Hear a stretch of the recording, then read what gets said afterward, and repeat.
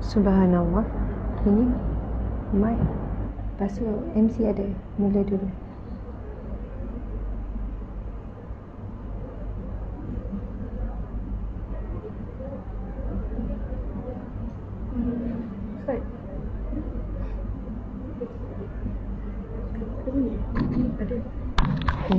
Ni mic. Jangan campur. Kenapa campur mic? Sebab dia nak bagi mic tu, saya bagi Skype, dia bagi ni, saya ambil ikhlas. Kalau gitu kena tak kat mulut kan? Tak, kena hasilkan. Yang tu saya cakap. Duduk bawah ni mana dengar? Oh, ni mic.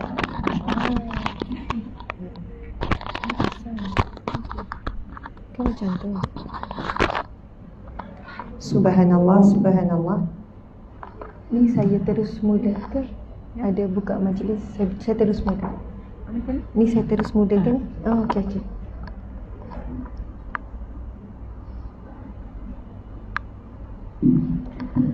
Subhanallah, subhanallah, subhanallah. Alhamdulillah, alhamdulillah, alhamdulillah. Allahu akbar, Allahu akbar, Allahu akbar. La ilaha illallah, la ilaha illallah, la ilaha illallah, Muhammadur Rasulullah. Allahumma salli ala Sayyidina Muhammad wa ala ali Sayyidina Muhammad. Allahumma salli ala Sayyidina Muhammad wa ala ali Sayyidina Muhammad. Allahumma salli wa sallim ala Sayyidina Muhammad. Allahumma salli wa sallim ala nabiyyina Muhammad wa ala ali Sayyidina Muhammad kama sallaita ala Ibrahim wa ala ali Ibrahim wa barik ala Sayyidina Muhammad wa ala ali Sayyidina Muhammad kama barak ala Ibrahim wa ala ali Ibrahim fil alamina innaka Hamidum Majid. Subhanallah, muslimin muslimat yang dirahmati Allah sekalian. Assalamualaikum warahmatullahi wabarakatuh.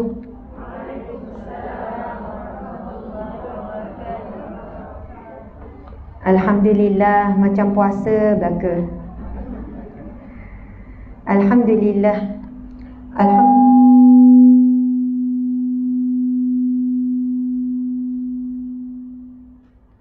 Alhamdulillahi rabbil alamin. Wassalatu wassalamu ala asyrafil anbiya'i wal mursalin wa ala alihi wa sahbihi ajma'in. Segala pujian kita rafakkan kehadrat Allah Subhanahu wa taala. Tadi dah sedap dah tadi awal-awal tadi tu kan. Cubaan dia bunyi dengung kan. Dia orang tengah test. Dia dengung lagi sikit. Macam awal-awal tadi dah okey dah. Cubaan, dugaan, ujian. Subhanallah. Okey. Ada juga sikit kan. Dia macam ekor. Dia berekor gitu. Okey, dah. Subhanallah, subhanallah. Alhamdulillah, Allahu akbar. Segala pujian kita rafakkan, ya. Oh, pakai tu, okey. Cubaan. Okey, kita try ya. Cubaan. Tapi sedap dah ni Tuan Haji. Cuba yang ni dulu.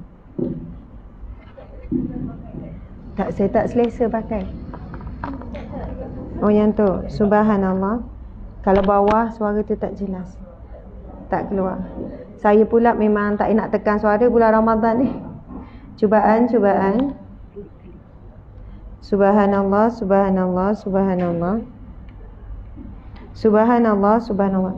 Sedapnya dekat sini. Boleh ya? Okey. Okey dah ni, okey dah. Okey. Alhamdulillah, segala pujian kita rafakkan kehadrat Allah Subhanahu wa taala, Tuhan yang mentadbir sekalian alam.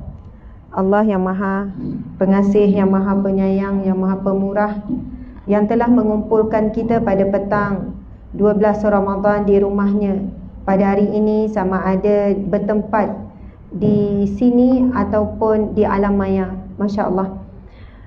Salawat dan salam buat junjungan agung Nabi Muhammad sallallahu alaihi wasallam. Terlebih dahulu saya ingin mengucapkan jutaan terima kasih kepada pihak penganjur, iaitu Surau Al-Amin, Taman Setapak Indah, Kuala Lumpur. Masya Allah. Siapa yang datang daripada area dekat-dekat ni je? Angkat tangan. Oh, ramai sekitar ni lah. Siapa yang datang daripada tempat yang agak jauh, perjalanan setengah jam lebih? Masya Allah, ada yang jauh. Sama warna. Subhanallah. Kebetulan. Beli online je? Beli kat kedai? Oh, pernah datang kedai? Sama ni. Tudung Ustazah Asmat dia pakai. Kebetulan. Lepas tu warna pun sama. Masya Allah. Ke Ustazah Asmat ni? Kan? Siapa yang pakai tudung Ustazah Asmat, dia jadi macam Ustazah Asmat. Subhanallah, Alhamdulillah. Ada yang datang daripada jauh, ada daripada dekat. Dan saya rasa macam malu, segan dan kagum sebab kehadiran lelaki, jemaah lelaki pun ramai juga di luar sana. Masya Allah, mungkin kena paksa dengan orang rumah, tak tahulah kan. Tapi ini pemandangan yang rare sebenarnya. Biasanya kuliah ramainya perempuan dah, sebab saya penceramah perempuan. Ini kuliah macam kuliah muslimat. Tapi bila dihadiri oleh muslimin, itu subhanallah, lelaki-lelaki yang soleh. Betul tak tuan-tuan Najib ke? Macam tak dengar. Dia orang dengar tak sebenarnya? Oh, dengar. Dia dengar tu, dia orang jawab. Okey, siapa suami soleh angkat tangan, nak tengok? Angkatlah tuan-tuan Najib. Tengok, orang lelaki macam tu lah. Dia bukan nak layan sangat kan? Dia malu, Masya Allah. Gerangan suami siapa, pemalu tu kan. Masya Allah. Alhamdulillah, sebab lelaki adalah tunjang sebuah rumah tangga. Lelaki juga adalah pemimpin yang akan memimpin tangan ahli keluarga sama-sama menuju syurga. Dan ini adalah golongan VVIP Allah Subhanahu Wa Taala. Dalam sebuah hadis Nabi sallallahu alaihi wasallam terdapat 7 golongan. 7 golongan yang mendapat naungan Allah di hari yang tiada naungan melainkan naungan Allah. Hadis tu je. Di hari yang tiada naungan melainkan naungan Allah, dan ini di antara golongan VVIP Allah Subhanahu Wa Taala. Salah satunya ialah subhanallah, salah satunya ialah pemuda. Bukan mesti-mestinya orang muda saja, ataupun lelaki lah, yang terikat hatinya dan dirinya dengan rumah Allah. Mereka ini akan mendapat naungan Allah di padang mahsyar di hari yang tiada naungan melainkan naungan Allah. Kita tahu suami tak boleh menaungi isteri, pemimpin, orang yang ada pangkat kedudukan apa pun tak boleh nak menaungi, tak boleh nak tolong. Hari itu satu saja naungan, hanyalah naungan Allah. Jadi salah satunya adalah mereka, iaitu kaum lelaki yang terikat hatinya dengan rumah Allah. Jadi saya kira pada lelaki yang ada di luar sana, ini adalah VVIP Allah. Dan saya tengok ada anak muda ni, yang dekat cermin ni, anak muda ni. Betul kan? Ni anak muda ni. Ketua dah tu. Kan? Subhanallah. Boleh kamu angkat tangan sikit? Saya tak pernah nampak tu. Tak ngaku dia. Kan pakcik-pakcik tu pula yang ngaku. Subhanallah. Saya kira ni mungkin sekolah menengah ataupun pelajar universiti turut hadir sama. Masya Allah. Kalaulah kamu dengar, kamu memahami hakikat hadis Nabi ini, kamu akan pastikan diri kamu menjadi VIP Allah. VIP kalau di dunia ni kita panggil sekarang gelaran kayangan, kita panggil kan. Grup kayangan, grup VIP. Macam tu. Netizen lah bagi gelaran tu kan. Jadi biasanya VIP ni dia ada kelebihan banyak kan. Adalah kelebihan, mungkin kalau dalam majlis VIP ni dia ada duduk tempat khas dia. Kalau dia nak proses apa-apa urusan, mungkin dia ada fast track dia. Biasa kalau dalam kapal terbang pun ada seat VIP kan. Seat VIP first class, beza sikit, layanan pun beza. Kemudian kalau pergi hotel pun ada bilik-bilik VIP. Mahal tapi layanan dia first class lah. Ada gelaran jawatan-jawatan ketika hidup di dunia, manusia dilayan dengan lebih baik daripada bukan VIP. bagi kita orang Islam, subhanallah, bukan kita kata mereka itu golongan yang cintakan dunia, tak. Subhanallah, itu kelebihan yang Allah kurniakan, hasil daripada titik peluh kesusahan mereka juga untuk capai tahap VIP di kalangan manusia. Jadi ia bukan sesuatu yang tercela, semuanya bukan tercela. Namun bagi kita orang beriman, orang Islam, kita ingin mengejar kedudukan VIP di sisi Allah Subhanahu wa taala. Dan ini salah satu ataupun mereka yang digelar VIP 7 golongan ni, saya nak bacakan setiap satu. Mudah-mudahan kita tergolong salah seorang daripada 7. Sebab di mahsyar kelak ada golongan VIP, orang lain lapar, dahaga, bawah terik, panas, tahdi azab, perlu dihisap. Tapi golongan VIP Allah ini tak perlu dihisap, masuk syurga tanpa diazab, tanpa dihisap. Mereka juga mendapat nikmat walaupun di padang mahsyar belum masuk syurga lagi. Mereka telah diberi pakaian daripada syurga. Mereka tidak mengalami melalui sebagaimana keperitan dan kedahsyatan di padang mahsyar. Dan kita tahu tuan-puan dimati Allah sekalian, padang mahsyar suasana tidak terbayang. Padang mahsyar telah bermula segala azab dan juga nikmat.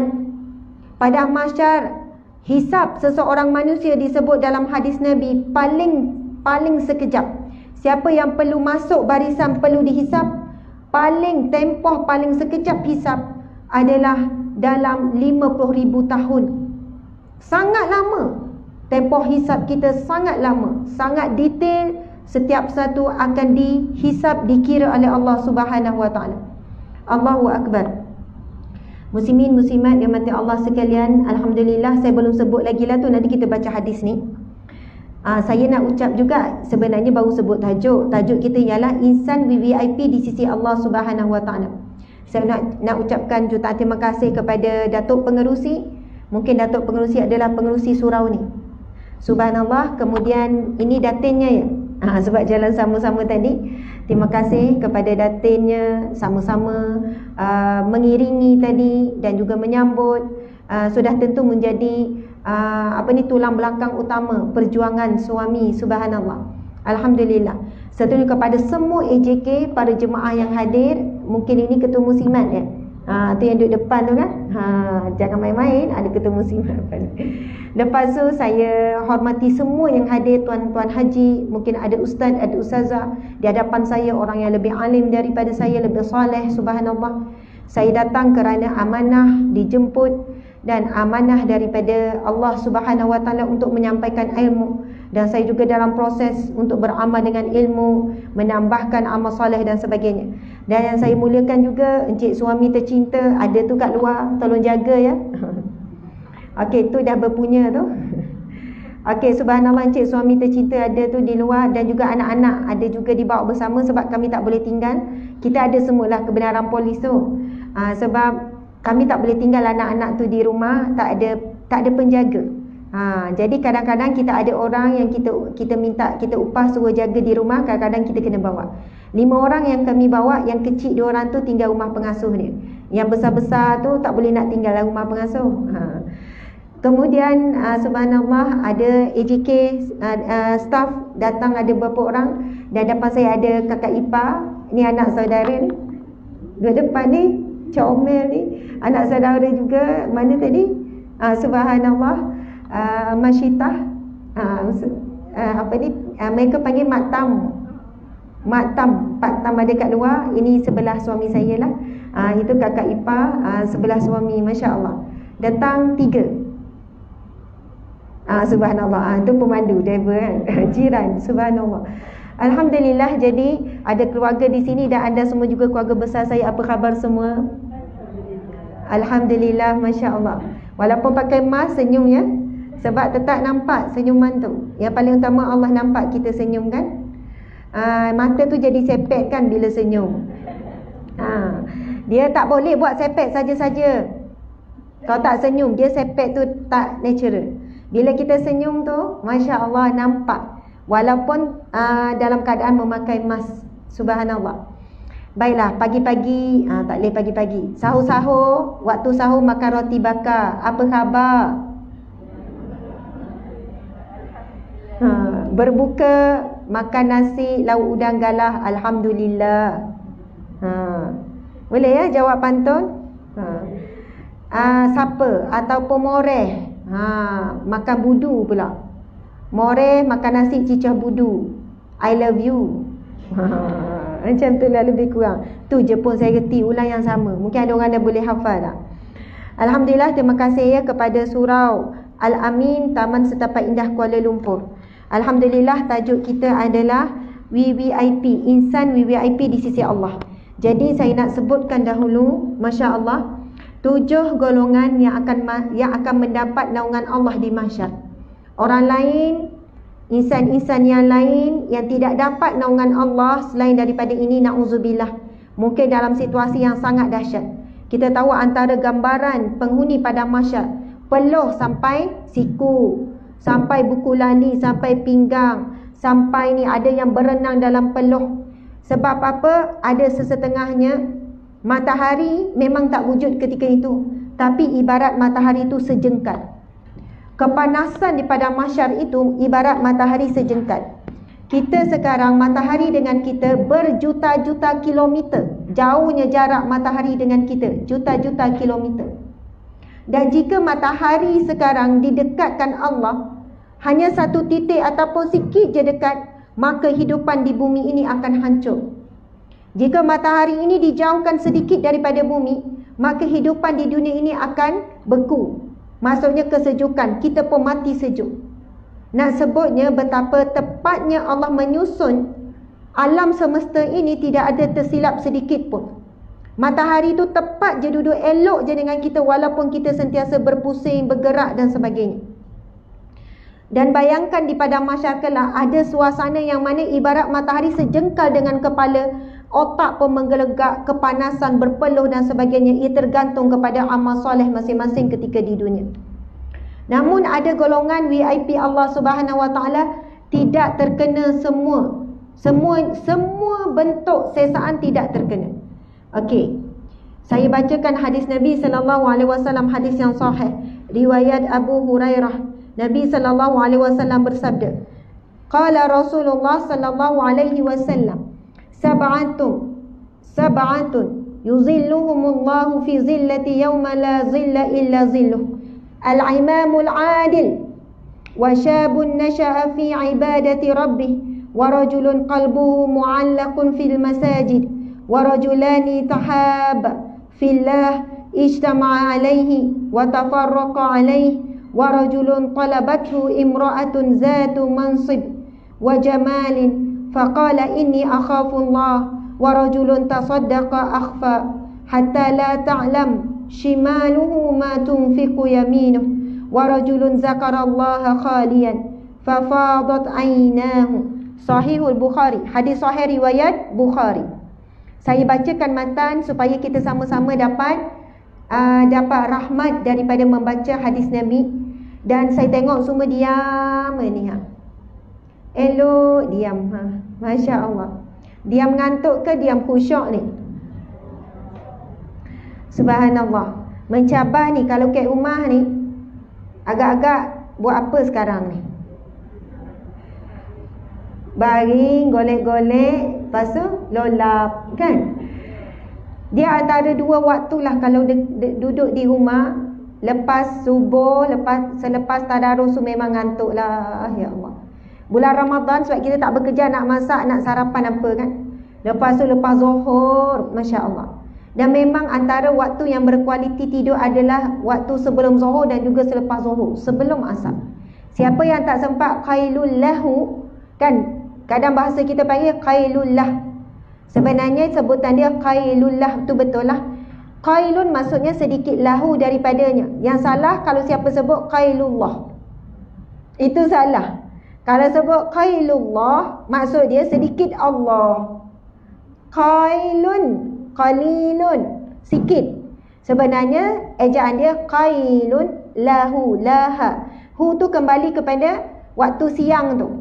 Maksudnya adalah tidur yang sedikit daripadanya, itu adalah daripada siang sebelum asar. Kalau tak sempat sebelum zuhur, sibuk masak apa selepas zuhur, tapi elakkan tidur selepas makan. Bulan Ramadan kita tak ada makan. Kerana Nabi kata barang siapa yang tidur sedikit tu, ada barakah padanya dan menguatkan dia untuk bangun malam. Jadi kita bulan Ramadan ni, itu antara tidur yang diberi pahala. Tidurlah sebelum Zuhur, kan? Sapi sikit, bukan 2 jam masuk dalam selimut, pasang aircon, kan? Lepas tu memang target start daripada pukul 11, target pukul 1, 2 jam. Tak adalah sampai macam tu beria. Jadi tidur dalam keadaan bukan merancang untuk tidur lama. Tapi kalau terlebih lama tu rezekilah. Tapi rancang, saya tak berniat pun nak tidur sampai 3 jam. Tapi siap masuk selimut, pasang aircon, tutup lampu. Mulut cakap tak niat, tapi perbuatan menunjukkan niat. Subhanallah. Jadi tidur pada kita rancang malam nak bangun pukul 3 pagi, pam pagi kan. Jadi untuk menguatkan malam, maka tidurlah sedikit, waktu itu ada barakah. Bahkan pakar kaji tidur, tapi janganlah pula Ustazah tidurlah jap. Tidur semua. Pakar kaji tidur kata antaranya 2 waktu yang tidur sangat berkualiti. Yang mana tidur walaupun 10 minit boleh menyamai 1 jam dari segi kualiti tidur. Kalau tidur 1 jam menyamai lagi lah. Subhanallah. 2 waktu. Yang pertama pada waktu siang tidur yang sedikit. Kalau terlebih kurang bagus lah. Sama ada sebelum Zuhur ataupun selepas Zuhur. Kedua iaitu tidur selepas waktu Isyak sebelum pukul 12. Sebab itu orang yang tidur lambat lepas pukul 12, walaupun cukuplah 5 jam dia tidur, dia tak akan badan dia segar kuat. Seperti mana orang yang tidur pukul 10 dah tidur. Sebab 10 hingga 11, 11 hingga 12 itu waktu yang sangat berkualiti. Dan itulah sunnah Nabi, tidur secepatnya selepas waktu Isyak. Kalau sekarang selepas tarawih kita tidur dengan segera. Eloknya tuan-puan sekalian, selepas solat tarawih kita terus ambil witir lah. Tapi ada orang nak tangguhkan witir bersama dengan tahajud. Itu pun tak ada masalah. Namun antara yang disebutkan dalam hadis, para sahabat menceritakan, isteri Nabi menceritakan, Nabi takkan tidur sebelum menyelesaikan witir. Jadi Ustazah, kalau kita witir dulu, bangun tengah malam nak witir lagi sekali ke? Tak perlu. Kalau bangun tahajud, mungkin salat taubat, mungkin buat salat tasbih, tak perlu witir lagi. Tidak ada witir 2 kali. Jadi witir itu membawa maksud solat sunat menyudahkan malam. Maksudnya kita nak tidur, ibadah perakhiran kita pada sebelum tidur, kita sudahkan dengan witir. Subhanallah. Tapi nak tangguhkan bersama dengan bangun tahajud pun tak ada masalah. Subhanallah. Okey, saya nak baca terjemahan ni. Ada 7 golongan manusia yang akan mendapat naungan Allah pada hari yang tiada naungan melainkan naungannya. Yang pertama iaitu al-imamul adil, pemimpin yang adil. Siapa pemimpin di sini, angkat tangan. Saya nak tengok siapa pemimpin kat sini, angkat tangan.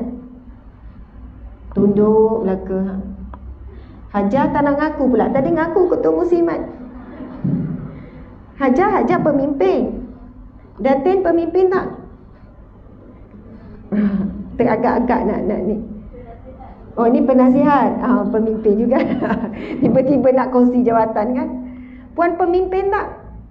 Tak. Masya Allah. Okey, baiklah. Nak tahu pemimpin atau tidak, saya baca hadis yang lain. Nabi SAW bersabda, hadis yang sahih. Kullukum ra'in wa kullukum mas'ulun an ra'iyatihi. Nabi sebut kullukum, setiap daripada kamu, semua kamu ini. Nabi tak sebut kecuali, illa, kecuali tak ada. Kullukum, setiap daripada kamu. Kullukum ra'in, setiap daripada kamu adalah pemimpin. Wa kullukum, dan setiap daripada kamu mas'ulun an ra'iyati, akan ditanya akan kepimpinannya. Kemudian Nabi menyambung hadis tersebut. Seorang raja adalah pemimpin, akan ditanya akan kepimpinannya. Sama lah ni, bukan raja saja, menteri, perdana menteri, timbalan menteri ni, orang-orang atas ni akan ditanya akan kepimpinannya. Dan seorang rakyat adalah pemimpin, akan ditanya akan kepimpinannya. Kita tak boleh kata berat esok hisab pemimpin ni, kau jawablah kat akhirat besok. Sebagai rakyat pun akan ditanya, apa yang kamu buat sebagai rakyat? Adakah kamu menjalankan tanggungjawab kamu sebagai rakyat? Adakah kamu mematuhi peraturan yang ditetapkan oleh kerajaan? Adakah kamu mentaati pemimpin yang adil? Adakah kamu kerja bantah? Semua tak betul, dia je yang betul. Semua komplain. Masya Allah, na'udzubillah min zalik. Dan Nabi menyambung lagi, seorang suami adalah pemimpin. Sebelum seorang suami, Nabi sambung, seorang tuan adalah pemimpin. Dan seorang hamba juga pemimpin, akan ditanya akan kepimpinannya. Kalau kita fikir hamba abdi pemimpin, dia ada tugasan yang diberikan oleh tuan dia. Suruh menyapu, suruh ngemas, suruh ini. Dia bertanggungjawab terhadap tugas-tugasnya. Seorang suami, seorang lelaki pemimpin dalam rumah tangganya, dia pasti akan ditanya. Sekarang memang tak ditanya, tapi kalau ditanya sebelum tidur, datang malaikat tanya, memang suami soleh belaka ni. Kalau sebelum tidur datanglah malaikat, Tuan Haji, tanggungjawab Tuan Haji apa? Tuan Haji dah buat? Nampak gaya isteri Tuan Haji membazir lagi hari ni, dah tegur. Asyik beli handbag, Tuan Haji tak tegur. Tuan Haji, isteri Tuan Haji ni tak tutup aurat dengan baik. Kalaulah ada malaikat duk hisap sebelum tidur, agak-agak memang eloklah semua suami ni jalankan tugas betul-betul.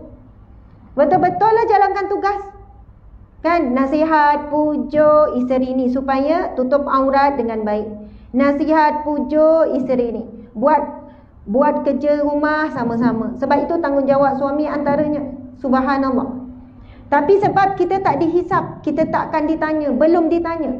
Tapi Allah sebut, suami adalah ketua keluarga, pemimpin, dan kamu akan dipersoalkan, akan dipertanggungjawabkan. Allahu Akbar. Dan Nabi menyambung lagi, seorang isteri, seorang wanita adalah ketua dan pemimpin dalam rumah tangganya. Dia akan ditanya akan kepimpinannya. Subhanallah, sangat detail tuan-puan yang mati Allah sekalian. Sebab itu dalam rumah tangga, suami juga pemimpin, isteri juga pemimpin. Tak boleh orang perempuan kata, bang awak kan ketua keluarga, betul awak, betul lah saya, salah awak, salah lah saya. Habis tu, kalau suami itu melakukan maksiat, kita pun ikut sama. Tuan-puan yang mati Allah sekalian, kedua-duanya pemimpin dalam sebuah rumah tangga, tetapi fungsi yang berbeza, peranan yang berbeza. Dan selamanya isteri tak boleh menyalahkan suami semata-mata kalau berlaku keburukan dalam rumah tangga. Dan saya jumpa ramai isteri yang menjadi asbab hidayah dalam sebuah keluarga. Bukan suami, isteri. Isteri pun tanya, Ustazah, macam mana Ustazah? Saya nak juga satu hari suami saya yang kejutkan saya. Sepanjang kahwin 30 tahun tak ada sekali Ustazah. Kalau saya tak kejutkan, memang tak subuh lah dia. Ustazah, saya ingin juga suami saya yang ajak pergi kuliah. Tak ada Ustazah. Semalam ada seorang makcik nangis-nangis salam dengan saya. Saya kata, sabar makcik, saya ingatkan masalah besar. Ustazah doakan suami acik, umur dalam 60 lebih macam tu. Saya rasa dah 70, nampak tua. Sedap cakap orang kan, nampak tua. Dia kata, saya kata kena sabar makcik, sabar. Ustazah doa pakcik tu supaya nak pergi masjid. Tu ke masalah pakcik? Ya Ustazah, semua yang lain elok. Pasal tak nak pergi masjid Ustazah. Tak nak jemaah, tak nak pergi masjid. Saya kata subhanallah, insya-Allah makcik, kita doa sama-sama. Bagi setengah orang yang tu pun dah rasa berat sebab dia mengimpikan suami dia tu ahli masjid. Dengar kuliah, ikut tadarus, tak nak dia pergi masjid Ustazah. Subhanallah, sebab isi ni faham. Lelaki yang terikat hatinya dengan rumah Allah adalah VIP Allah. Tapi saya nak sebut, yang pertama Allah sebut VIP Allah yang pertama di pada mahsyar adalah Al-Imamul Adil, pemimpin yang adil. Wahai para ibu sekalian, kadang-kadang kita tidak adil dengan anak. Ada anak yang kita lebihkan kasih sayang, ada anak yang itulah selalu kena marah. Ada anak yang bila balik kita masak beria, ada anak yang balik kita buat tak tahu, buat biasa saja. Ada anak yang bila balik kita kirim macam-macam, masak macam-macam. Ada anak bila balik dia nak kembali semula, kita buat biasa-biasa saja. Tuan-puan yang mati Allah sekalian, pernah satu ketika seorang ayah datang jumpa Rasulullah, lalu menceritakan kepada Rasulullah, ya Rasulullah, ini anakku, aku berikan kepada dia sekian, sekian, sekian. Dia cerita ni betapa dia sayang anak ni, dan macam-macam dia bagi pada anak ni. Lalu Rasulullah bertanya kepada dia, adakah kamu melakukan hal sama kepada anak-anak yang lain? Dia kata, tidak ya Rasulullah. Lalu Rasulullah kata, aku enggan bersaksi kepadamu. Rasulullah sampai tidak mahu bersaksi. Tidak mahu soalannya wallahu a'lam maksudnya bersaksi di dunia ataupun bersaksi di akhirat. Aku enggan bersaksi terhadapmu. Dan Nabi bertanya dia kembali, adakah kamu mahu diperlakukan sama oleh anak-anakmu? Sudah tentu ya Rasulullah. Maka perlakukanlah terhadap anakmu sama saja, sama rata. Sebab itu dalam bab hibah ketika saat hidup tuan-puan dimati Allah sekalian, kalau ibu bapa nak bagi hadiah, nak bagi sesuatu kepada anak-anak, kena bagi sama. Kecuali kalau dipersetujui oleh anak-anak yang lain. Dalam 5 orang anak, seorang anak yang susah, jadi mak ayah bagi lebih sikit pada yang susah. Yang lain pun kata tak apalah Umi, bantulah Abang Long tu kesian. Anak dalam ramai, kami ni ibu Umi tak bagi pun tak apa. Kalau anak semua reda tak ada masalah. Tapi hari ini banyak cerita sampai kepada saya. Contohnya, ibu ni tak reda, tak restu perkahwinan ni, anak ni terus dibuang dan sebagainya.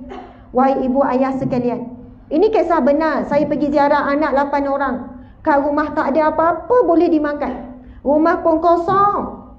Kurus kering semuanya. Ibu ayah pun kurus kering, anak-anak pun kurus kering. Lepas tu seorang isteri ibu ni pun kata, saya buka peti ais. Bukan saya ni sibuk-sibuk nak buka peti ais rumah orang ya. Saya ni, kita ni, kami ni NGO Sahabat Amal Camp memang ramai mu'alaf. Ramai asnaf dan mu'alaf kami jaga. Ada asnaf ni yang saya pergi lebih dari 5-6 kali. Kita tolong macam-macam sampai macam dah keluarga. Sampai peringkat kadang-kadang dia tak bagi tahu yang dia tak ada makanan. Dah punya biasa tu, akak ada makanan tak? Ada Ustazah, jangan bimbang, ada untuk anak-anak. Ya ke kak? Mari saya tengok peti ais. Bukan ceroboh-ceroboh. Orang bukannya yang tak biasa kali pertama kak buka teh. Saya kata apa makanan akak ada? Akak nak masak apa? Tak apa Ustazah, apa yang ada kami makan. Kadang biskut kering. Lepas tu saya kenal, bila bercakap dengan isteri ni, Ustazah, saya tanya saudara mara tak ada ke, adik-beradik tak ada ke, boleh tolong. Suami tu elok dulu kerja, duduk rumah flat elok. Suami tu dulu kerja elok, lepas tu aksiden jadi OKU, automatik hilang kerja. Dan bila OKU jalan pun sengit-sengit, nak jadi jaga pun orang tak nak terima. Kalau masuk pencuri macam mana nak kejar? Kan? Dia kata macam-macam cuba. Kita pun minta juga bagi modal berniaga, tapi mereka dah berusaha tapi tak berjaya, belum berjaya sampai hari ini. Macam-macam lah kita bantu anak dia, kita bantu untuk sekolah apa, pakaian sekolah kita bantu.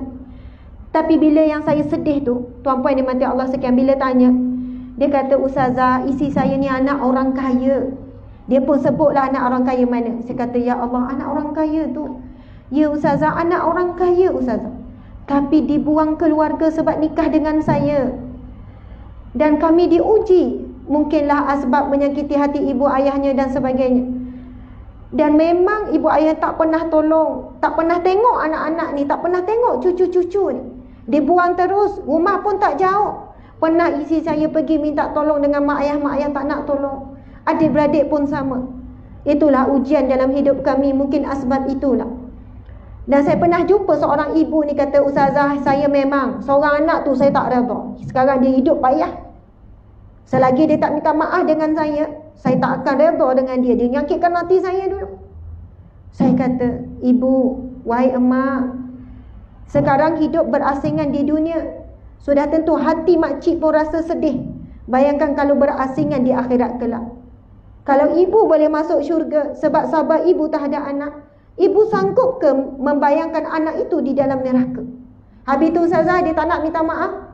Kenapa dia tidak minta maaf? Kenapa hati anak tu keras? Mungkin kerana sebab ibu makcik belum redha pada dia. Makcik selalu sebut begini, sebab itu hati anak itu Allah buat keras sampai sekarang. Cuba makcik depan Allah, ya Allah, aku maafkan anakku, aku redha terhadap anakku, aku terima ini ujian daripadamu ya Allah. Mungkin asbab itu anak itu akan diberi hidayah, lalu pulang kembali dan minta maaf dengan puan. Subhanallah.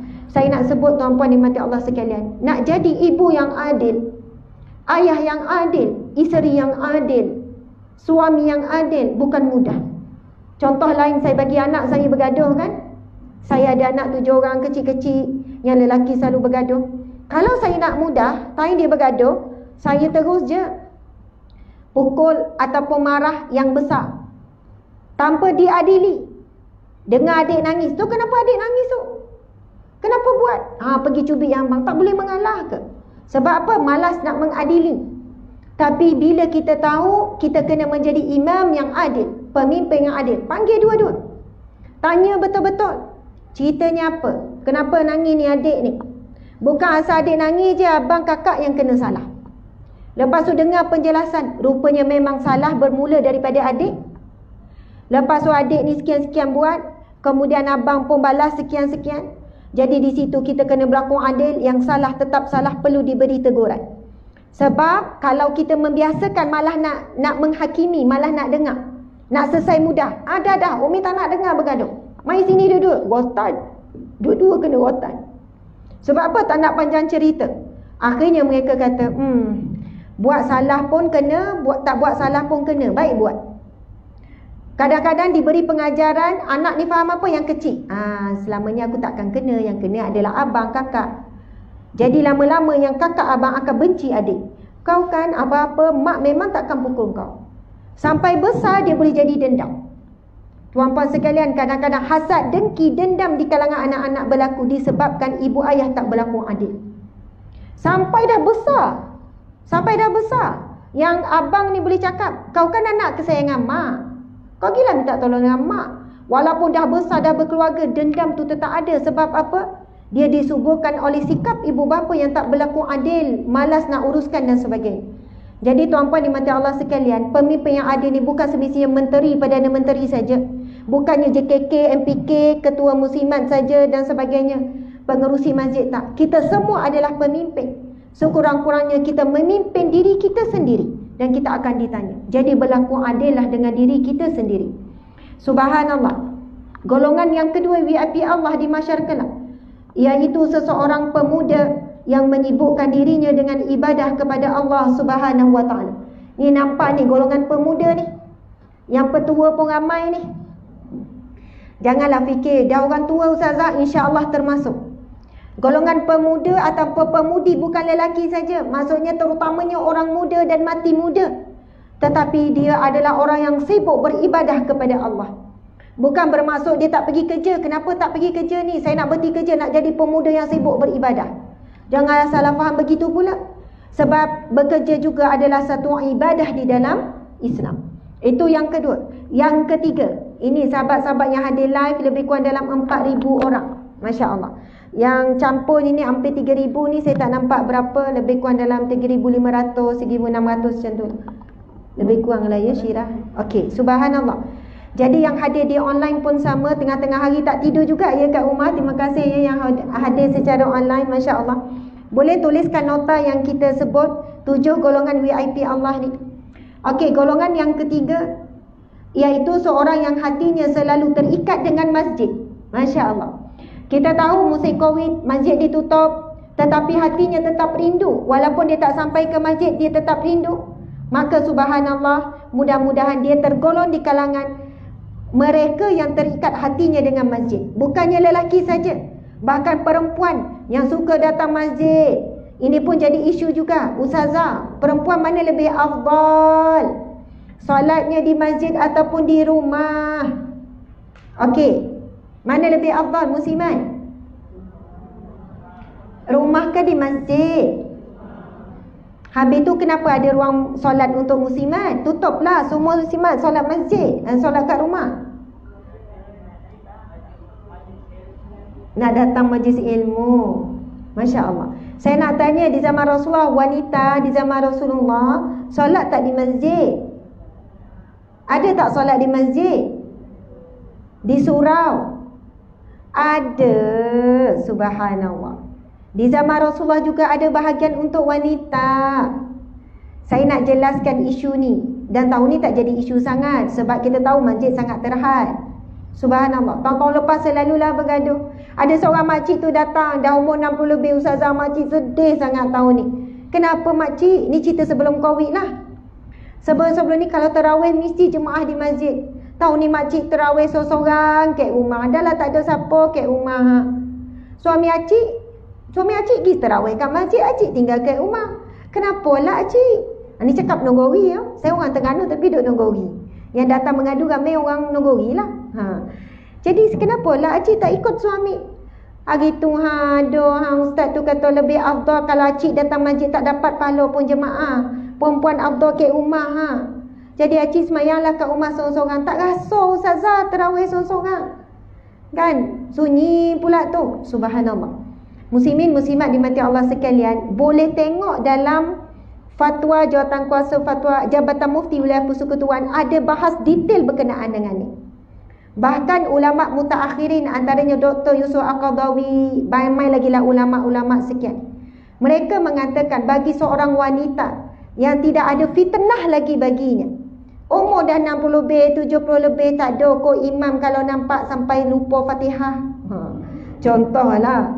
Maksudnya tak ada apa dah, dia tak ada fitnah dah, umur 60, 70, dan dia datang pula dengan suami dia naik motor, naik kereta, nak fitnah apa? Laluan pun tak bertembung, laluan muslimat belakang, laluan muslimin depan, Masya Allah. Dan sekiranya dah tak ada fitnah baginya, yang kedua, mendatangkan lebih kekhusyukan untuknya. Beza tak kita solat kat rumah dengan solat kat masjid? Beza.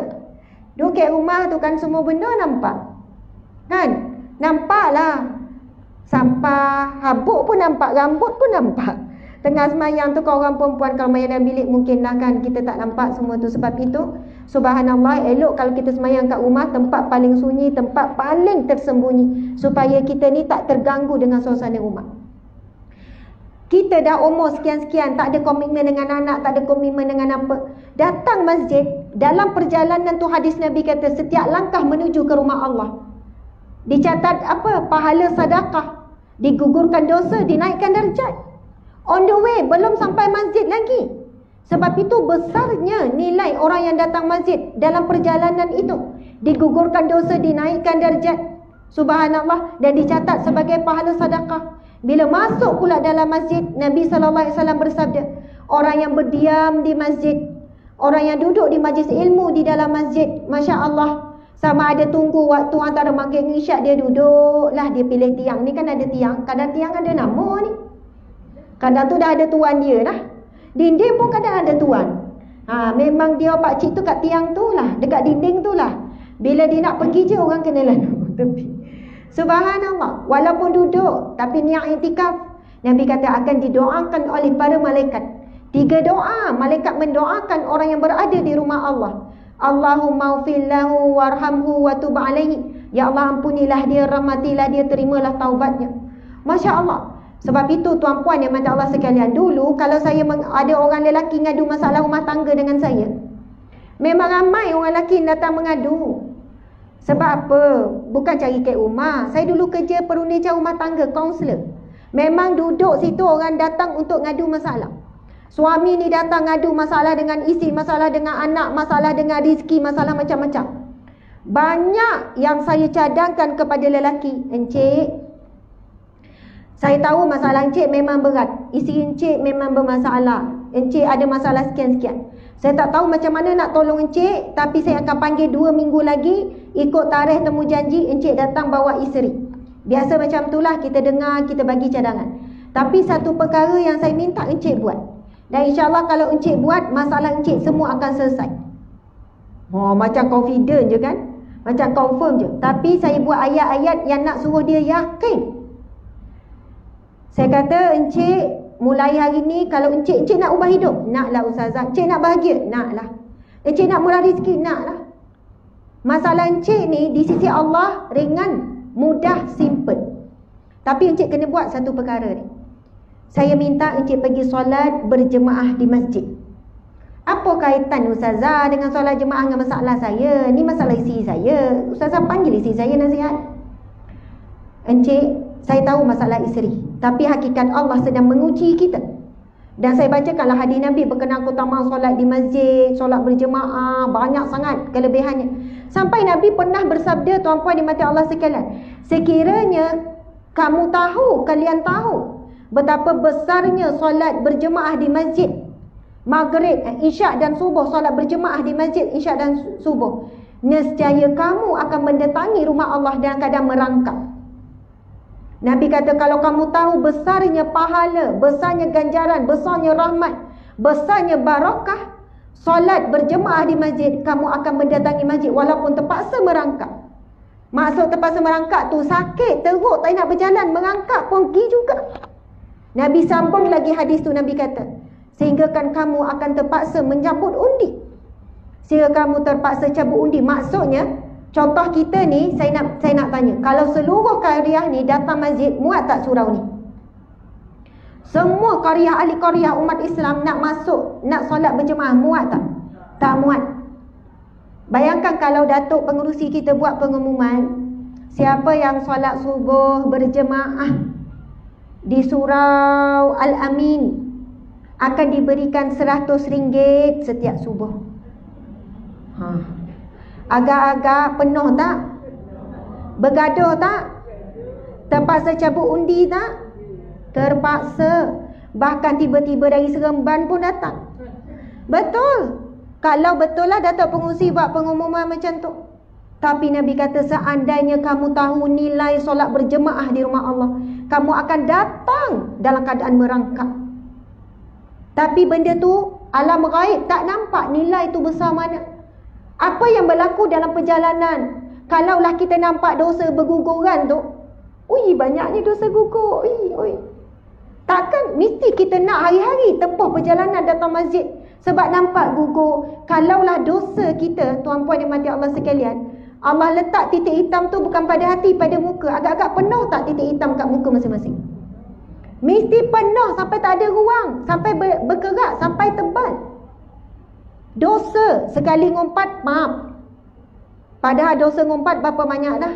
Belum dosa-dosa tengok benda yang tak elok, dengar benda tak elok, sangka buruk. Mungkin dah penuh ni. Tiba-tiba dalam perjalanan kita pergi masjid, gugur. Lama-lama bersih.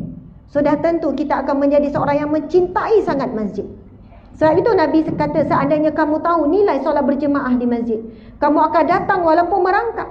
Dan kamu akan mencabut undi. Sebab bergaduh ni, cabut undi siapa yang nama dia naik untuk datang masjid. Tapi semua itu hanya orang beriman saja tahu. Dan inilah golongan yang akan menjadi VIP Allah di mahsyar kelak.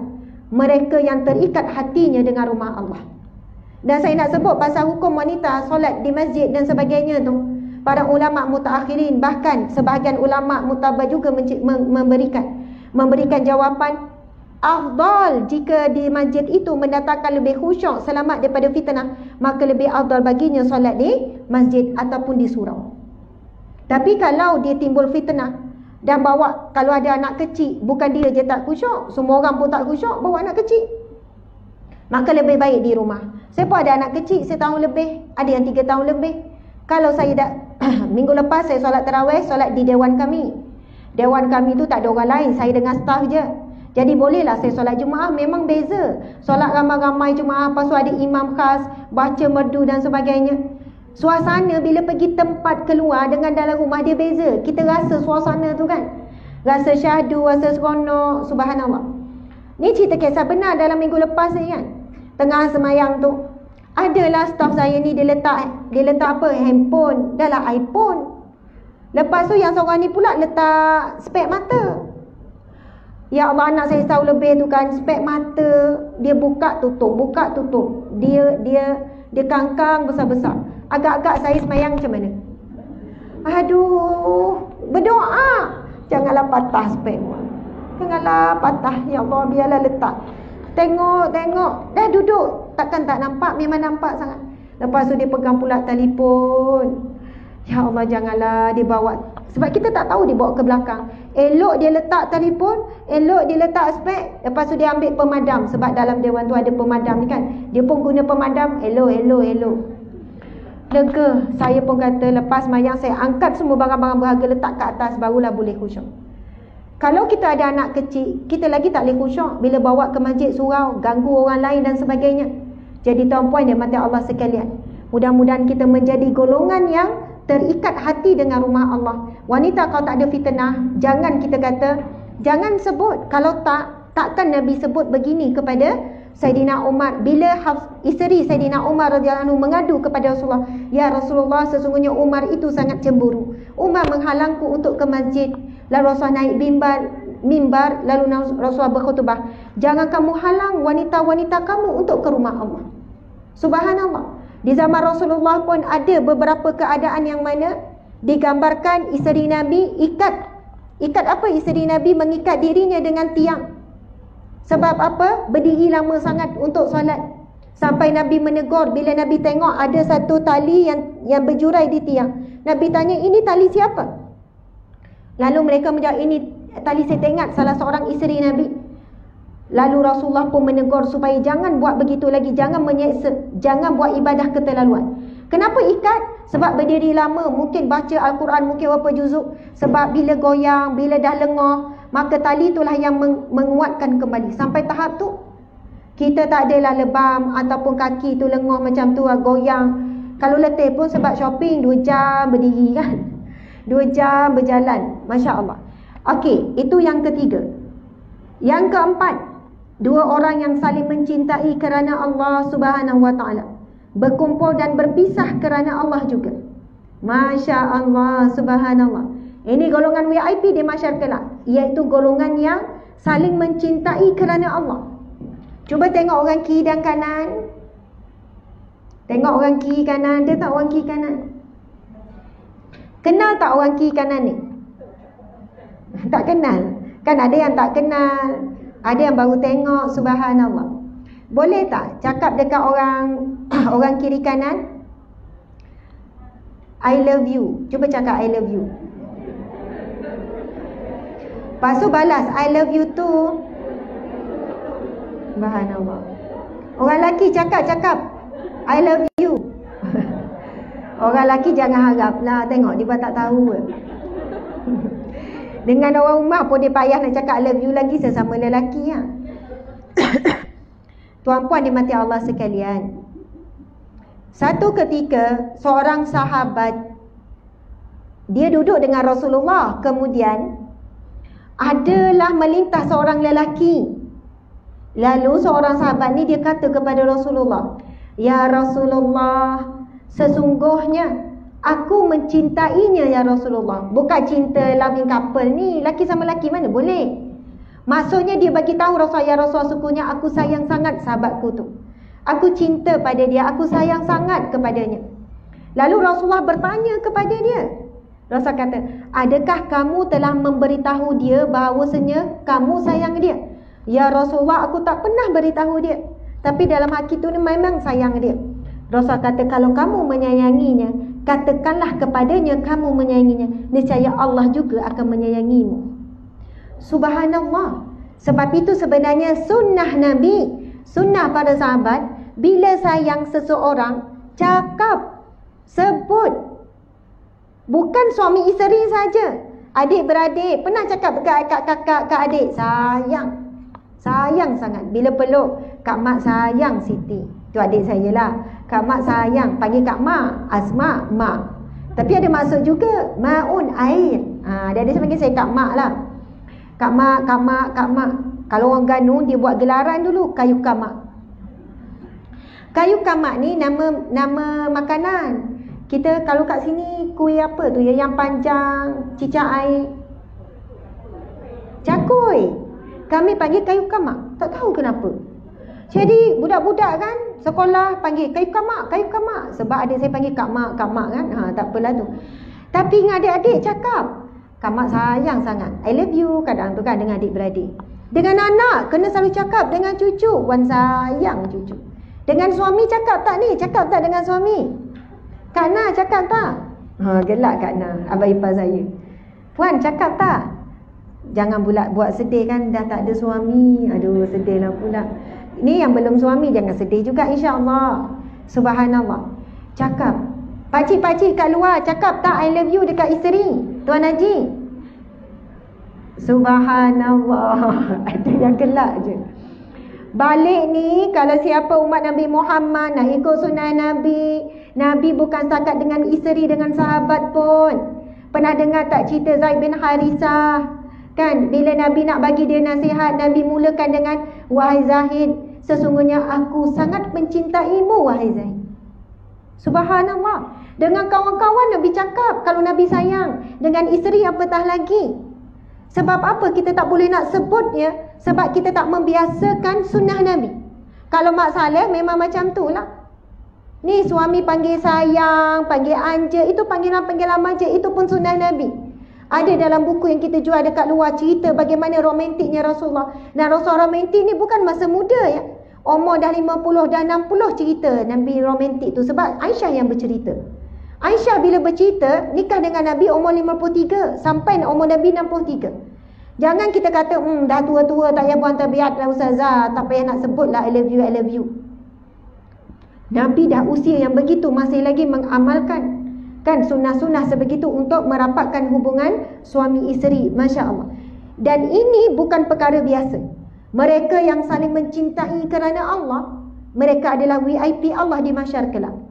Dan maksud saling mencintai kerana Allah, bila buat salah tegur, bawa kepada ke arah kebaikan, lindungi daripada bahaya, lindungi daripada apa-apalah kebencian manusia. Bila isteri buat salah tegur, suami buat salah tegur, Masya Allah, tuan-tuan dimati Allah sekalian, sebuah keluarga yang saling mencintai kerana Allah, datang apapun ujian, badai, musibah, dia tetap bertahan.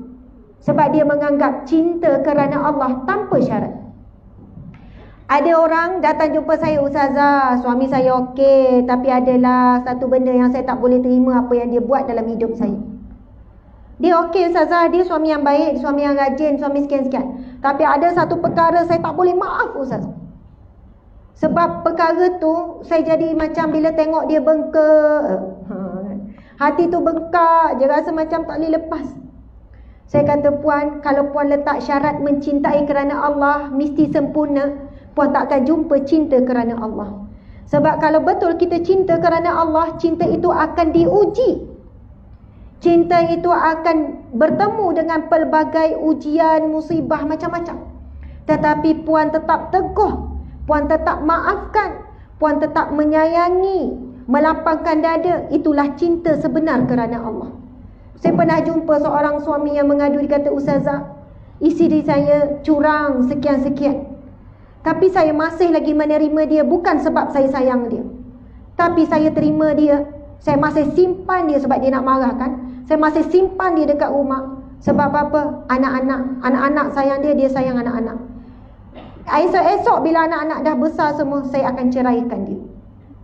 Saya cuma simpan sebab tu je. Kalau ikutkan hati saya, benci. Saya pun tanya dia, encik, minta maaf saya nak tanya, berapa orang anak encik? 5 orang. Isteri encik buat perangai curang tu sampai tahap mana? Dia pun ceritalah. Bukanlah sampai tahap zina contohnya, tapi adalah kan buat perangai yang tak elok lah. Bila dia start 2 tahun kebelakangan ni, sebelum ni isteri encik macam mana? Dia isteri yang baik, dia baik, dia tak pernah buat sekian-sekian. Encik sayang. Sekarang benci. Sekarang saya benci sangat dia. Saya tak boleh terima dia khianat saya. Lepas tu saya tanya lagi, encik tengok bagaimana isteri mengandung, encik ingat bagaimana dia melahirkan anak-anak. Encik sayang anak-anak? Sayang.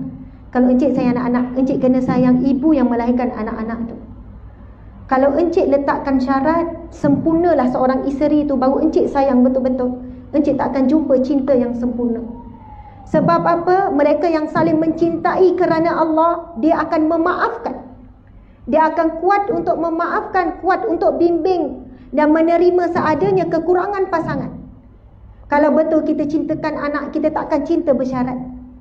Jangan memilih-milih anak yang begini, yang cemerlang, comel pula tu, yang ni lah disebut-sebut.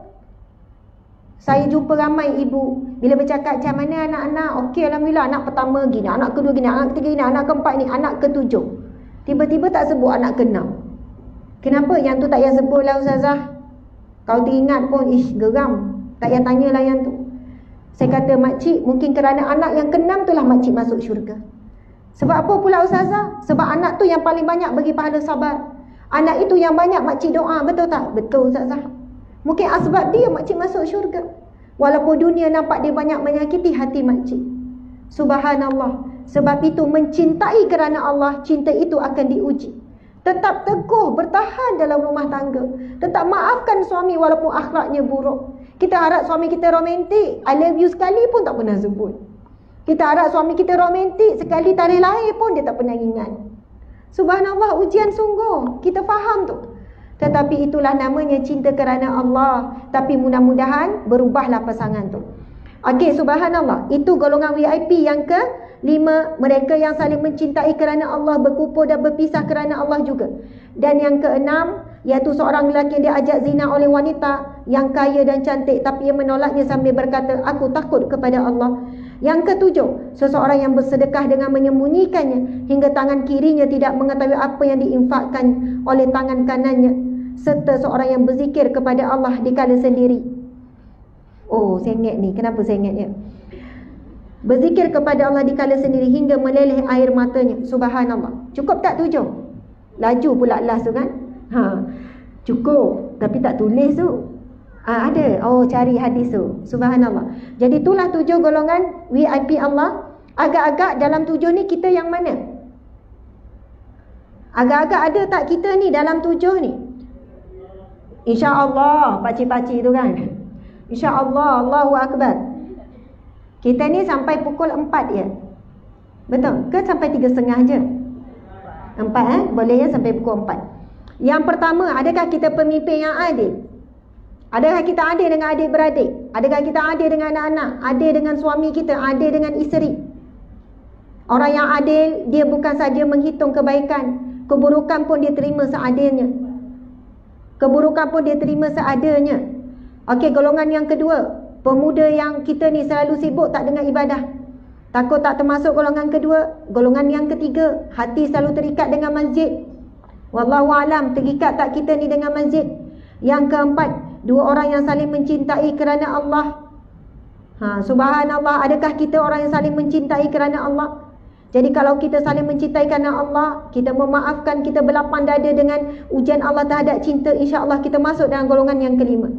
Kemudian seterusnya, seorang lelaki yang diajak zina, kemudian dia tolak dengan mengata, aku takut kepada Allah. Dan seseorang yang bersedekah dengan menyembunyikan sehingga tangan kanan memberi, tangan kiri pun tak tahu. Seseorang yang berzikir kepada Allah dikala sendiri hingga menangis di malam hari. InsyaAllah jangan sampai kita langsung tak ada dalam golongan VIP Allah ini. Tuan-puan dimati Allah sekalian, saya tahu masa saya tinggal 15 minit lagi, Masya Allah. Terima kasih sahabat-sahabat yang melihat di live masih kekal. Kita ada lebih kurang 10 minit lagi. Saya nak bacakan tentang 8 pintu syurga. Dan 8 pintu syurga ini, insya-Allah kita cuba berusaha untuk masuk daripada mana-mana salah satu pintu ataupun mana-mana pintu. Masya Allah. Okey. Sekejap. Okey, bismillahirrahmanirrahim. Nabi SAW bersabda, hadis riwayat Bukhari, fil jannah samaniyatu abwab. Syurga ada 8 pintu. Samaniyatu abwab. Ini hadis sahih riwayat Bukhari. Syurga ada 8 pintu. Fiha babun yusamma ar-rayyan. Salah satunya dinamakan pintu ar-rayyan. La yadkhuluhu illa shaimun. Tidak akan dimasuki melainkan orang-orang yang berpuasa. Subhanallah. Dik, tolong cari hadis berkenaan, hadis lengkap berkenaan dengan 8 pintu syurga tu. Jangan tak masukkan dalam ni.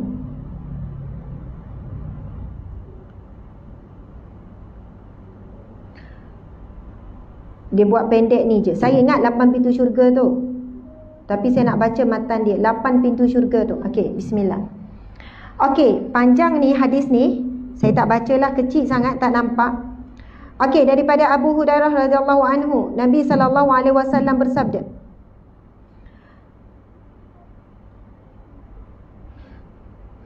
sesungguhnya, ya betul-betul, masya-Allah.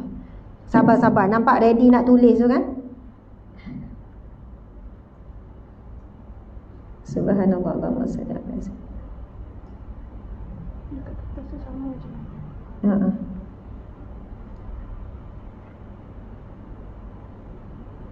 Okey.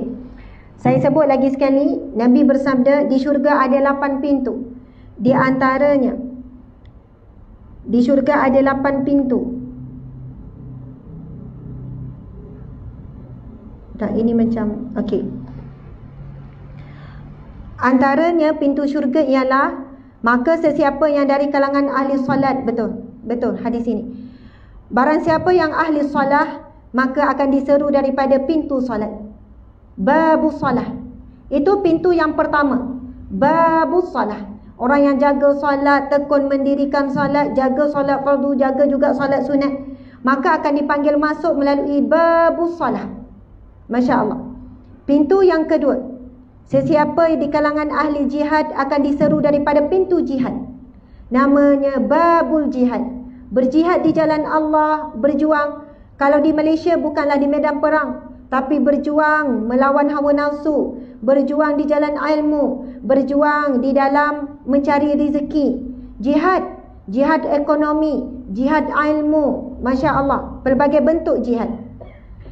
Sesiapa dari kalangan ahli puasa, ini pintu yang ketiga, babu siyam, akan dipanggil, akan diseru daripada pintu rakyat. Yang keempat, sesiapa dari kalangan ahli sedekah akan diseru daripada pintu sedekah. Subhanallah, yang dinamakan babu sedekah. Ini antara VIP Allah Subhanahu wa taala. Bila di padang mahsyar, 4 yang disebutkan dalam hadis yang sahih ini, siapa yang kuat sedekah, sedekah pula dia jaga sungguh keikhlasannya. Di awal dia jaga, di pertengahan dia jaga, di hujung pun dia jaga. Tuan-puan dimati Allah sekalian, kadang-kadang sedekah kita ni awal ikhlas tapi hujung tak ikhlas. Ikhlas bagi, tapi tiba-tiba orang yang kita pernah tolong tu khianat kita. Orang yang pernah kita tolong tu buat jahat pada kita. Mungkin saat tu kita mungkin teruji, lalu kita sebut, aku tak redha, aku tak halal apa yang aku pernah beri pada dia dulu. Sebab sedekah kita akan diuji sejauh mana keikhlasan kita. Ramai mana isteri yang mana dah tolong suami sama ni, tak berkira dengan suami, tiba-tiba suami melakukan sesuatu yang dia rasa tak boleh terima. Apa sajalah ujian yang berlaku, dia tak boleh terima. Lalu jumpa saya, Ustazah, saya tak redha, saya tak halal apa yang saya dah buat selama ni. Saya tak berkira Ustazah, dulu saya yang bayar rumah, saya yang bayar anak, saya belanja tu, saya belanja ni. Saya tak halal, sebab semua tu tanggungjawab dia, bukan tanggungjawab saya. Susu anak saya beli, pamper anak. Saya kata, puan rugi puan kalau puan tak halalkan. Pemberian puan itu di sisi Allah diletak sebagai 2 sedekah. Ini ditanya oleh seorang wanita di zaman Rasulullah. Bila Rasulullah menyeru kepada banyak melakukan sedekah, lalu seorang wanita bernama Fatimah, Zainab, pergi berjumpa Rasulullah. Lalu dia kirimkan soalan tu kepada Bilal, sebab malu nak tanya Rasulullah direct. Lepas tu Rasulullah pun bertanya kepada Bilal, siapakah wanita depan tu. Kemudian Bilal cerita. Lalu Nabi pun bertanya apa yang ditanyakan. Rupanya tanya soalan wanita ni ialah, adakah pemberianku kepada suamiku dikira sedekah? Lalu Nabi menjawab, bagimu wahai para wanita, dan kepada semua wanita-wanita yang mewakilinya. Sebab ramai rupanya, wanita tu wakil je, rupanya ramai lagi wanita yang lain nak tanya soalan yang sama. Katakanlah kepada mereka, Nabi kata, bagi wanita 2 sedekah apabila dia memberi sesuatu kepada suaminya. Yang pertama sedekah jariah, yang sentiasa mengalir pahalanya. Yang kedua adalah sedekah qarabah. Subhanallah, iaitu sedekah memberi kepada ahli qarabah. Sebab itu kalau suami susah, isteri sangat afdal membantu. Suami banyak hutang, isteri bantu untuk bayar hutang. Tetapi ingatlah, sedekah kita akan diuji. Mungkin satu hari berlakulah sesuatu, lalu kita mengungkit, na'udzubillah, sangat rugi. Lalu saya kata, puan jangan cakap macam tu, rugi. Pahala puan bantu suami sama ni besar. Tapi Allah uji sekarang. Allah uji cinta puan, Allah uji sayang puan, Allah uji sedekah puan, Allah uji yang puan berbakti selama ni, masak apa semua. Puan ikhlaskanlah kerana Allah, bukan kerana suami. Kalau puan buat kerana suami, memang tak kuat kita kalau kerana manusia. Tapi puan cuba sebut, ikut apa saya cakap. Tapi saya sedih sangat Ustazah, apa yang dia buat hari ni teruk sangat. Puan sebut macam ni, ya Allah, aku redha di atas apa yang telah aku lakukan selama ini. Aku redha apa pemberianku, aku redha semuanya ya Allah. Namun aku tidak boleh redha dengan apa yang dia buat hari ini ya Allah. Maksudnya yang lepas, what is past is past. Sebab saya kata puan kan dapat, dulu suami baik ya. Jadi hari ini kalau puan boleh redha juga, insya-Allah suami puan akan terus baik. Tapi saya tak paksa puan untuk terima dan redha sebab perbuatan suami sangat dahsyat. Mula tentu saya boleh terima kalau duduk di tempat puan. Ada macam-macam cerita lah, bukan mudah, bukan cerita ringan-ringan tuan-puan sekalian. Bukan kita semudahnya minta redha time tu juga. Kalau puan tak redha hari ini je. Yang lepas puan redha, puan lepas kerana Allah. Jadi insya-Allah puan akan dapat himpunan pahala yang banyak. Masya-Allah. Tuan-puan dimati Allah sekalian, kalau boleh ada sedekah, walaupun kita bagi tahu orang tu yang bagi tahu, tapi kita kena ada sedekah yang kita betul-betul simpan untuk kita dan Allah saja. Kadang-kadang lepas transfer kita share dengan suami, betul kan? Bang, kan awak ada bagi duit dalam 1,000 suruh beli baju raya kan? Siapa kat sini suami dia bagi 1,000 beli baju raya? Wallahu a'lam. Kok ada lah kan? Tapi kan bang, 800 saya sedekah, 200 je saya guna. Senyum dia cerita kat suami. Oh macam tu. Awak tak ada cakap apa-apa? Dah kenapa? Bagus kan saya kan? Bagus kan? Rupanya nak suruh suami puji bagus. Sebenarnya kan, Masya Allah, tuan-puan dan puan-puan, tak ada masalah kita cerita, share dengan suami. Takut suami tanya, mana baju rayanya? Kan beri 1,000, takkan ni je. Bang, 800 tu saya bagi, saya sedekah, saya infak. Bulan Ramadan kan bang? Contoh. Tapi alangkah baiknya, subhanallah, ada infak kita yang betul-betul rahsia. Transfer diam-diam sampai mati, tak ada orang tahu. Suami yang berkongsi tempat tidur pun tak tahu. Subhanallah, sebab sedekah yang begini akan mendapat VIP di sisi Allah. Kan tadi tu hadis tu, mereka yang melakukan sedekah secara sembunyi, tangan kanan beri, tangan kiri pun tak tahu. Maksudnya seolahnya betul-betul senyap. Sama-sama anggota badan pun tak tahu. Apatah lagi suami. Subhanallah. Tapi ada yang kita bagi tahu. Kadang-kadang kita bagi depan. Kalau kami sahabat amal care pula kena tunjuk, sebab itu infak orang ramai. Jadi kena bagi tahu kan, orang petikaikan pula mananya infak orang ramai. Masya Allah. Ada setengah tu kan ambil gambar, kita bagi ambil gambar. Itu bukan tujuan nak riak, nak menunjuk.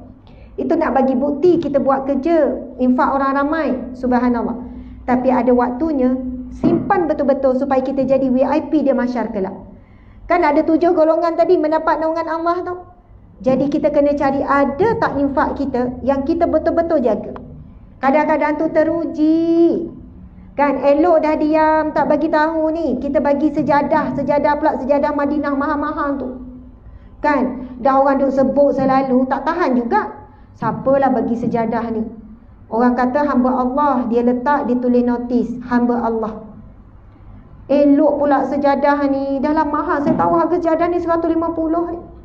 Masya Allah. Sekali boleh tahan lagi, 10 kali maunya. Jangan cakap kat orang tahu. Saya cakap kat awak seorang je. Tapi tolong jaga. Sebenarnya sejadah ni saya lah yang bagi. Macam tak tulisan tu? Cuba tengok tu betul, sama tak? Subhanallah, kadang-kadang kita kalah dengan pujian. Masya Allah. Lagi-lagi kalau kejian, lagi kalah. Kan? Kalau kata, kau ni kedekut lah. Tak pernah tengok kau ni. Ramai lagi baik ni. Engkau tak tahu sedekah aku. Untuk pengetahuan kau, madrasah tu aku sedekah 10,000. Tak ada siapa yang tahu. Dah terkeluar pula. Kalah dengan makian, kalah dengan kejian. Subhanallah. Sebab itu nak jaga sedekah sampai mati, rahsia kita dengan Allah saja bukan mudah. Tapi kau boleh buat bulan Ramadan, buat setiap hari 1 kali. Yang orang tahu tu orang tahu, yang orang tak tahu sampai sudah. Datang ujian apa pun untuk menguji keikhlasan sedekah tu, diam. Takkan ngungkit, takkan kata, takkan benci, walaupun orang yang kita bagi tu ada buat perkara buruk pun. Masya Allah, Allahu Akbar, subhanallah. Tuan-puan dimati Allah sekalian, itu hadis yang sahih berkenaan dengan 8 pintu syurga. Namun saya sebut tadi 4, betul kan? Pintu yang kelima, sebagian ulama menyebutkan adalah babul hajj, iaitu pintu haji. Orang yang hajinya mabrur akan dipanggil masuk melalui pintu haji. Pintu yang keenam, iaitu pintu memaafkan kezaliman manusia. Orang-orang yang pemaaf, yang memaafkan kezaliman, pengkhianatan manusia, akan dipanggil masuk melalui pintu kemaafan. Dalam riwayat Imam Ahmad daripada Rah bin Ubadah daripada Asyad, Al-Hasan Al-Basri secara mursal mengatakan sesungguhnya Allah memiliki sebuah pintu di syurga, tidak akan masuk melaluinya kecuali orang yang memaafkan kezaliman. Subhanallah. Dalam hidup kita, setiap orang ni saya percaya mesti ada diuji dengan manusia yang khianat kepadanya, manusia yang fitnah, manusia yang maki hamun dia. Tetapi jika dia memaafkan, ya Allah, aku maafkan kerana-Mu ya Allah. Kalau kerana manusia tu mungkin tak kuat kita nak maaf.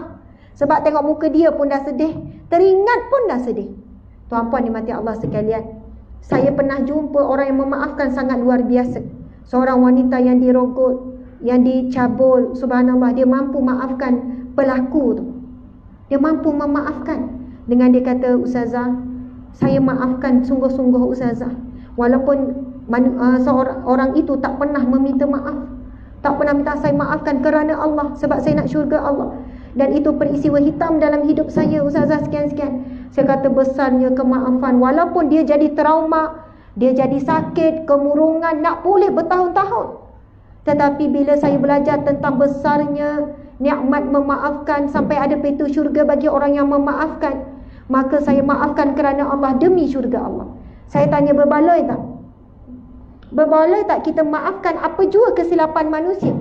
Rupanya tuan-puan sekalian, kadang-kadang Allah takdirkan sesuatu peristiwa, Allah takdirkan wujud datang dalam hidup kita seseorang yang tak dijangka, yang menyakiti hati kita. Sebenarnya bukan untuk kita derita, tetapi untuk kita bahagia di akhirat sana. Sekarang terpulang untuk kita nak memandang perkara tersebut sebagai peluang masuk syurga, peluang untuk dipanggil ke pintu syurga, ataupun kita nak tepis, nak tolak peluang tu datang. Peluang depan mata ni, nak maafkan ke tidak? Nak lapang dada ke tidak? Nak bersangka baik ke tidak? Allah sedang beri peluang. Bila datang ni, kadang-kadang kita memilih untuk menolak. Kita kata, kalau kau tak ada tempat aku, kau tak rasa, kalau kau ada tempat aku, kau pun tak boleh maaf. Senanglah, kau tak kena, kau bolehlah cakap macam tu. Cuba kau ada tempat aku. Kita boleh ada banyak alasan di dunia, tetapi kita akan jadi menyesal sungguh-sungguh di padang mahsyar kelak, di akhirat kelak. Kenapalah aku tak maafkan? Seronok tengok golongan yang memaafkan orang melakukan zalimat dipanggil masuk. Patutnya aku pun dipanggil masuk juga. Tapi kenapa? Di dunia dahulu kita berkira-kira untuk memaafkan manusia, seolahnya kita sempurna. Sedangkan di sana Allah ada memujuk, kan? Adakah kamu tidak mahu dimaafkan oleh Tuhanmu? Maka maafkanlah sesama kamu. Allah pun memaafkan dosa kita begitu banyak, tuan-puan dimati Allah sekalian. Kadang-kadang memaafkan bukan kerana orang itu, bukan untuk orang itu, untuk diri kita, supaya kita tenang, kita damai, kita dipanggil masuk ke dalam syurga. Okey, pintu syurga yang ketujuh, iaitu yang namanya pintu Al-Aiman. Subhanallah. Pintu Al-Aiman, iaitu pintu orang yang bertawakal kepada Allah, yang masuk dalam syurga tanpa hisab, tanpa seksa. Golongan yang masuk syurga tanpa dihisab, ini hadis riwayat Bukhari dan Muslim. Ketika Rasulullah SAW keluar, mereka memberitahukan hal tersebut kepada baginda.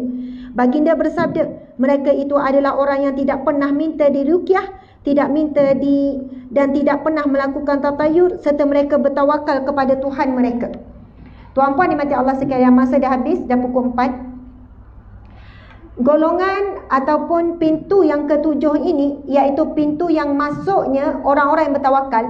Dan pintu ni sangat special, disebut dalam hadis yang sahih.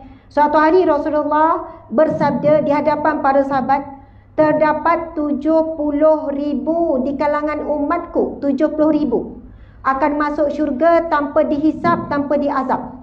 Ini VIP tahap hebat paling tinggi ni, antara yang paling tinggi.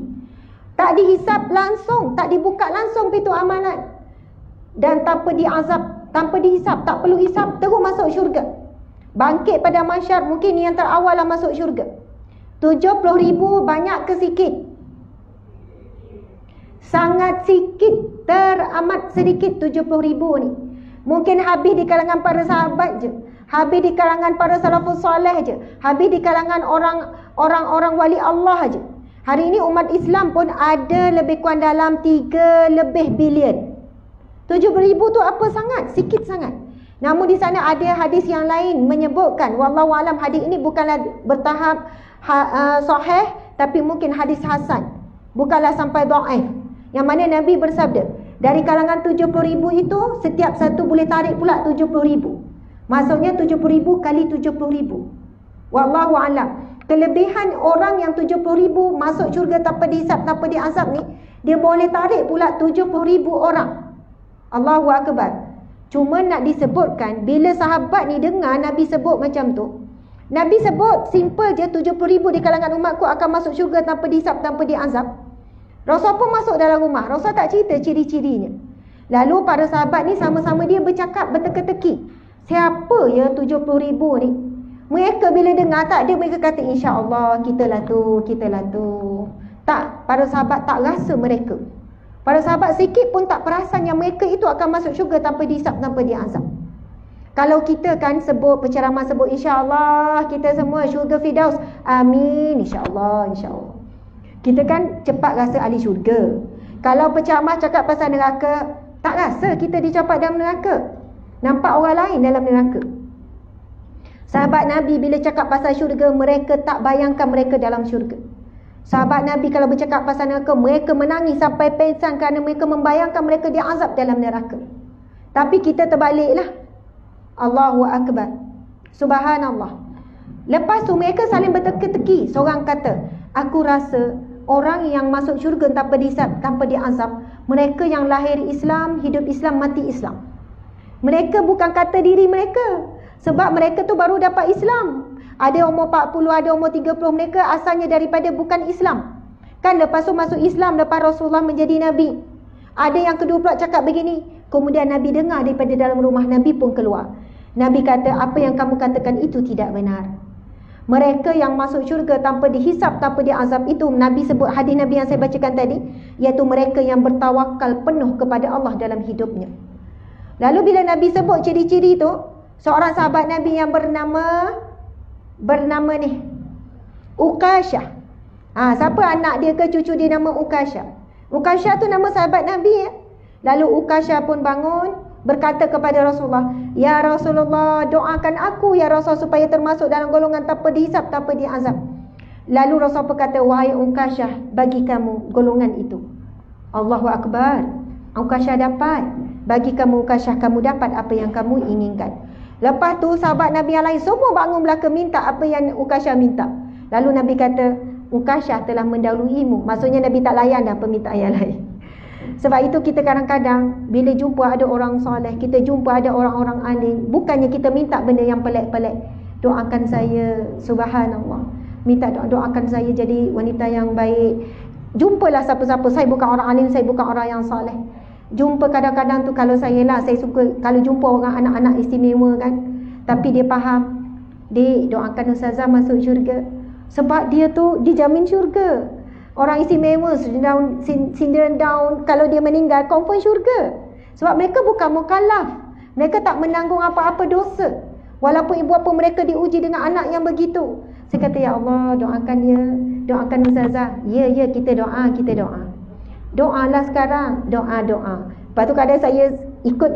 Ya Allah, jadikanlah, masukkanlah Ustazah Asma, masuklah hamba-Mu Asma ke syurga. Dia ikut. Saya pun amin, subhanallah.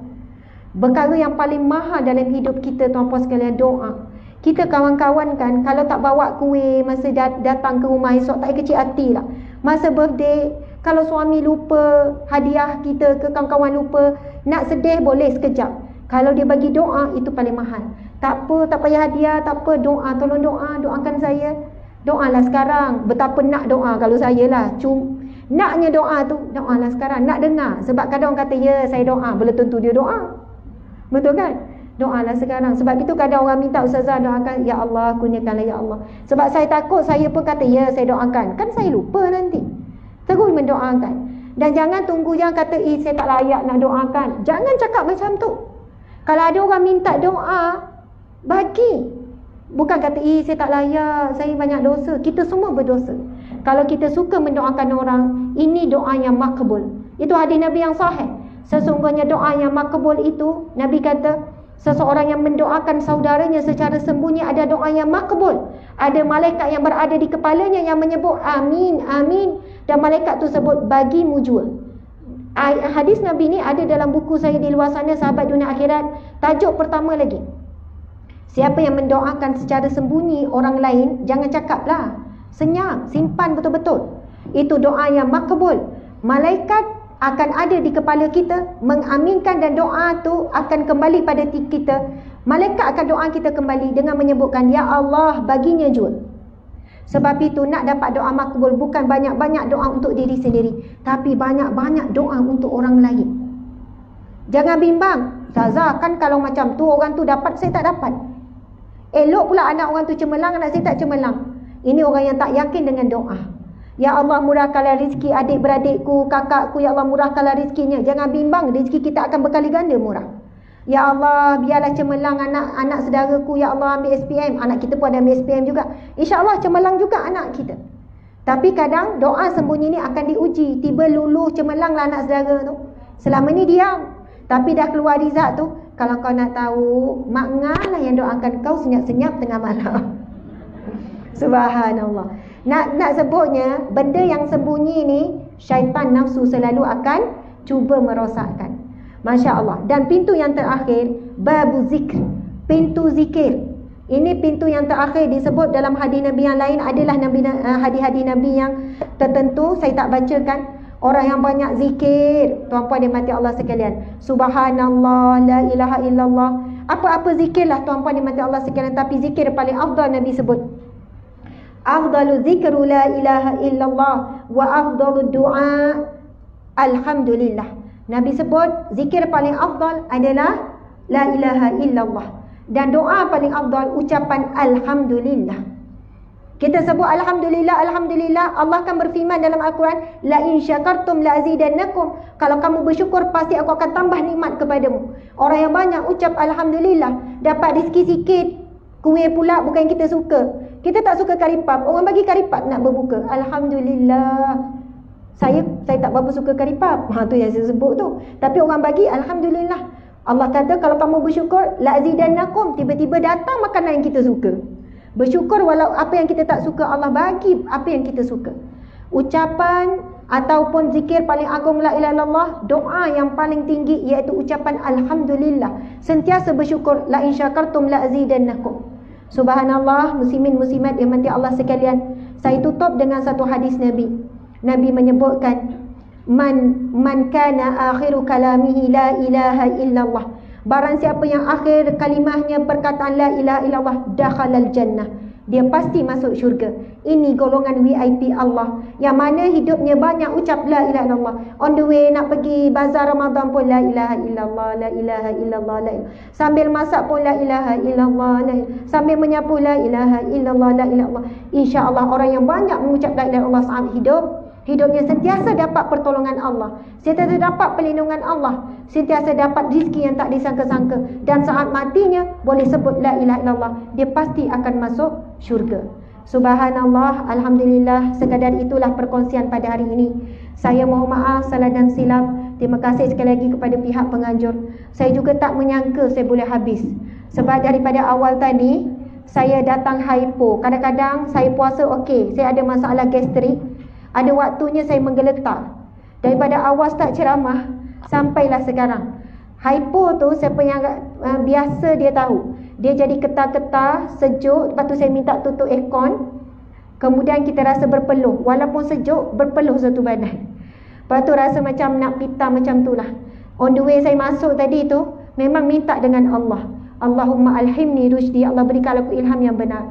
Berikan aku kekuatan, berikan aku kuat untuk menyampaikan. Alhamdulillah, syukur sangat. Rasa sebab nak bagi tahu pertolongan Allah itu datang bila kita minta. Kadang-kadang saya tu semangat ceramah ni, tak hypo, tapi Allah buat blank. Tak ada idea, menerawang. Sebab apa? Masa tu Allah nak bagi saya ni faham, engkau boleh bercakap, engkau ada ilmu, semua tu datang pada Allah. Kalau Allah nak sekat, kamu boleh blank tiba-tiba. Lost. Allahu Akbar, Masya Allah. Muslimin muslimat dimati Allah sekalian, terima kasih. Saya mohon maaf salah dan silap. Saya nak promote sikit. Di luar sana ada buku soal jawab fiqh Ramadan yang tuan-puan pegang tu. Yang kita bagi pegang tu saya tak sempat buka. Dalam tu ada banyak VIP Allah. Ada banyak hadis Nabi full tentang 8 pintu syurga. Jadi buku ni sebenarnya ikhtiar kami untuk mengumpulkan dana bagi kerja amal dan kerja dakwah. Buku ni kalau belek dia full color. Tebal dia hampir 400. Kami jual dengan harga RM38 sahaja. Walaupun pihak penerbitan kata tak berbaloi dengan kos dia, tapi tuan-puan kalau beli dapat ilmu, dapat terjawab soal jawab persoalan. Depan tu berkenaan kemuliaan Ramadan. Sebenarnya kalian turut membantu kerja dakwah, kerja amal yang dilakukan di bawah sahabat Amalkan. Dan buku ni ramai dah yang bagi feedback. Yang di online boleh order online lah. Kenapa berkilat sangat Ustazah ni kan? Ni sebenarnya ada lampu. Tak, saya tengok berkilat elok, flawless. Tapi saya bukan flawless sebenarnya. Sebenarnya biasa, tapi lampu kat sini terang sangat. Oh, memang cantik sungguh nampak. Okey, jadi siapa nak beli online, ada jual online ya. Masya Allah. Alhamdulillah, saya mohon maaf sekali lagi. Selamat berpuasa. Selamat memperbanyakkan ibadah di bulan Ramadan. Dan selamat Hari Raya Aidilfitri. Awal Ustazah ucap. Yelah, sebab lepas ni kita mungkin tak jumpa lagi. Wabillahi taufiq wal hidayah. Assalamualaikum warahmatullahi wabarakatuh. Kita tutup. Kita asar pukul berapa ya? Dalam pukul 4:30.